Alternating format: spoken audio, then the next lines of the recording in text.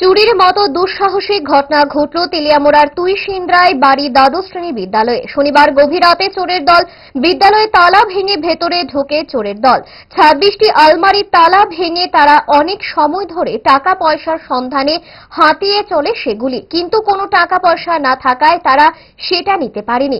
তবে 10টির মতো কম্পিউটার এবং অন্যান্য কিছু মূল্যবান কম্পিউটার সামগ্রী তারা নিয়ে গেছে বলে জানা যায়।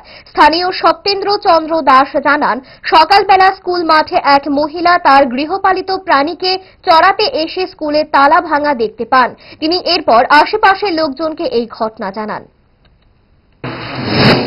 তুইসিন্দ্রায় বাড়ি দ্বাদশ শ্রেণী বিদ্যালয় স্কুলে চুরি হয়েছে। স্কুলের পাশেই একটা মেয়ে লোক ছাগল ছড়াতে এসেছিল, উনি দেখেছেন। তারপর খবরাখবর পেয়ে আমরা আসলাম। স্কুলে এসে দেখি সব রুমই তালা ভাঙা এবং গডরেজগুলি খোলা।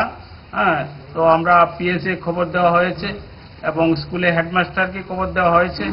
এখানে অনেক শিক্ষক এসেছেন, কি আছেন বা কি চুরি হয়েছে আমরা জানি না।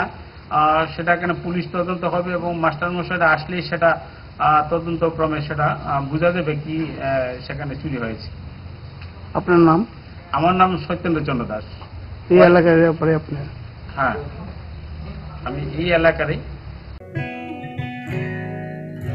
জুড়ে থাকে বাঁধন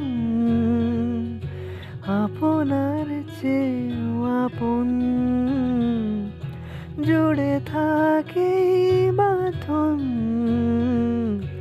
আপনার চেয়েও আপন,